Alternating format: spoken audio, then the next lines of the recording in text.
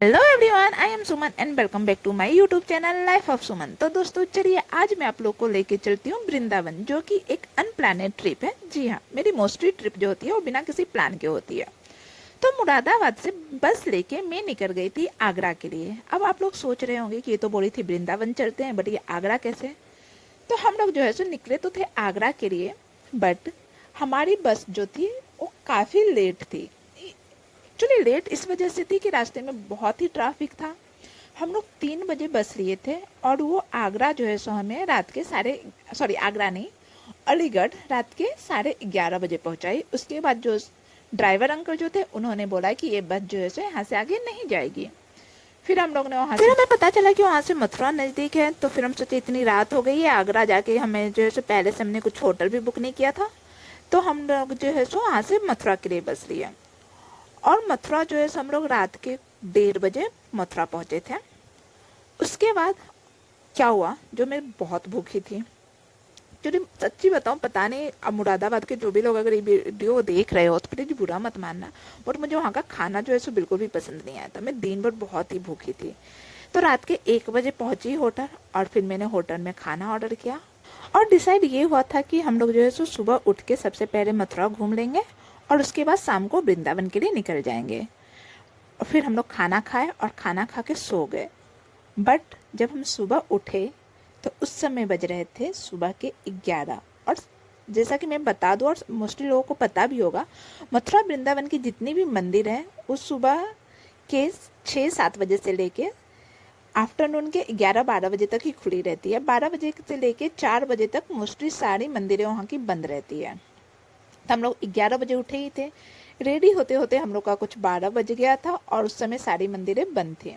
तो हम लोग वहाँ से निकल गए वृंदावन के लिए। वृंदावन पहुँच के हम लोगों ने रूम लिया, रूम लेके चेक इन किया और निकल गए वहाँ से बांके बिहारी के दर्शन के लिए। बांके बिहारी मंदिर जो है सो शाम के 5:30 बजे वापस ओपन होती है। और बांके बिहारी मंदिर की स्थापना स्वामी हरिदास ने 19वीं शताब्दी में की थी। माना जाता है कि स्वामी हरिदास जो है सो निधि वन में भगवान श्री कृष्ण की आराधना की और उनकी भक्ति से प्रसन्न होकर भगवान कृष्ण और राधा एक साथ प्रकट हुए थे। भगवान कृष्ण की यह मूर्ति त्रिभंग मुद्रा में है, यानी शरीर 3 स्थानों से मुड़ा हुआ है, इसलिए लोग इन्हें बांके बिहारी नाम से जानते हैं। ये मंदिर जो है सो हर 2 मिनट में यहाँ के जो पर्दे जो है सो बंद हो जाते हैं, क्योंकि माना जाता है कि अगर आप कंटिन्यूसली भगवान को जो देख लेता है, भगवान जो है सो उनके साथ चले जाते हैं। इसलिए यहाँ की मंदिर की जो पर्दे हैं वो हर 2 मिनट में बंद करके फिर से खोला जाता है। बांके बिहारी के दर्शन करके हम लोग पहुंच गए थे निधिवन। निधिवन को वृंदावन का एक रहस्यमय जगह माना जाता है। कहा जाता है कि भगवान श्री कृष्ण ने यहाँ पे 16,108 गोपियों के साथ महाराज किया था। निधिवन के सभी पेड़ आपस में लिपटे रहते हैं, जैसे एक दूसरे को अपनी बाहों में लिए हो। ये भी कहा जाता है कि ये सारे पेड़ जो है सो रात में श्री कृष्ण और गोपी का रूप धारण कर लेते हैं और रास लीला करते हैं। यहाँ पे आज भी कृष्ण भगवान आते हैं और राधा के साथ बाकी गोपियों के साथ रास लीला करते हैं। और जो भी लोग आज तक इस लीला को देखने की कोशिश की है या फिर शाम के बाद यहाँ पे रुकने की कोशिश की है, उनकी या तो मृत्यु हो गई है या फिर वो पागल हो गए हैं। तो इवनिंग आरती के बाद जो है सो निधिवन को बंद कर दिया जाता है और यहाँ पे कोई नहीं आता। निधिवन के बगल में ही जो है सो हम लोग फिर वहाँ पे श्री जी मंदिर के बगल में ही एक रंगजी मंदिर मान्यता है कि निधिवन में रास लीला के बाद जो है सो श्री कृष्ण और राधा रंगजी मंदिर में विश्राम करने के लिए जाते हैं। और रात में उनके श्रृंगार के सामान, उनके भोग में खाने पीने के सामान जो भी मंदिर में रखा जाता है वो सुबह यूज किया हुआ पाया जाता है। रंगजी मंदिर जो है सो वृंदावन की द्रविड़ शैली पे बनी हुई एकमात्र मंदिर है, जो कि वृंदावन की सबसे बड़ी मंदिर है। यहाँ की खूबसूरती जो है सो आपको रात के लाइट में और भी दुगुनी हो जाती है। हर एक कोने में सिर्फ प्रेम देखने को मिलेगा। इसे तो वृंदावन के हर एक कोना में जो है सो सिर्फ प्रेम प्यार है, जिसे हम मोस्टली मेरे जैसे लोग भरोसा नहीं करते। बट जब आप यहाँ पे आओगे ना तो एक सुकून मिलेगा आपको। यहाँ की मंदिर की खूबसूरती, यहाँ पे जो है सो अलग अलग भगवान की मूर्तियाँ हैं, जैसे बल्लभ जी, रंग जी, राधा जी, कृष्ण जी, और ये पुतना का, ये सारी मूर्तियाँ यहाँ पे आपको देखने को मिलेगी। उसके बाद यहाँ पे एक इवनिंग में झांकी निकाली जाती है।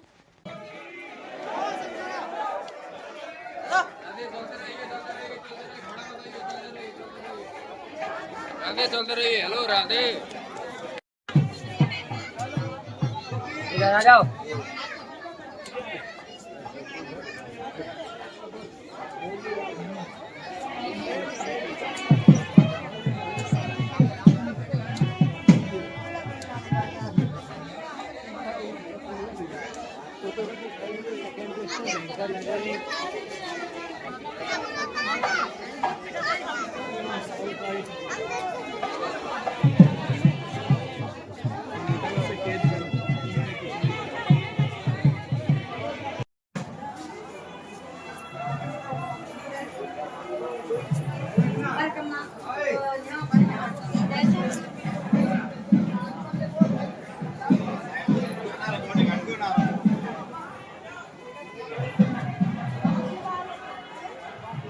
झांकी के बाद जो है सो अंदर मंदिर में जो है सो आरती होती है, इवनिंग की आरती। और उसके बाद जब आप अंदर देखोगे तो यहाँ पे आपको एक सोने का स्तंभ देखने को मिलेगा। ये पिलर जो है सो 60 फीट ऊंचा पिलर है जो कि प्योर गोल्ड का बना हुआ है। और इसकी खूबसूरती जो है सो रात में और भी दुगुनी हो जाती है। यहाँ की लाइटिंग की वजह से इस मंदिर की जो खूबसूरती है वो बहुत ही प्यारी लगती है। यहाँ पे आप 5 रुपये का टिकट लेके, एक्चुअली 30 रुपये में 3 टिकट मिलते हैं, जहाँ पे एक झांकी, उसके बाद जो है सो शीश महल और एक और तो कुछ था, मैं भूल गई, वो देखने को मिलता है। 5 रुपये का टिकट लेके मैं आ गई थी शीश महल में। उसके बाद यहाँ पे बगल में एक कुंड था। फिर डंगजी महल से दर्शन करके हम लोग पहुँच गए थे श्री कृष्ण बलराम मंदिर। और श्री कृष्ण बलराम मंदिर का बगल में ही है वहाँ पे। और इसके दर्शन करके आप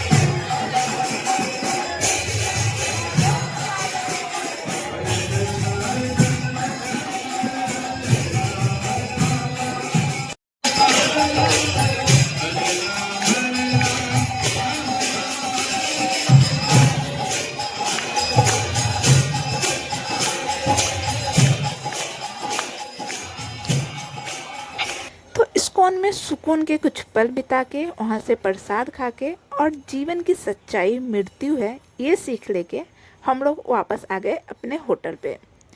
तो कैसा लगा आप लोग को डे 1 का वृंदावन का अनप्लानेड ट्रिप, वो मुझे वीडियो में ज़रूर बताना। मिलती हूँ आप लोग से डे 2 में।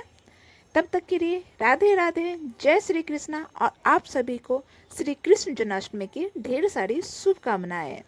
Bye bye.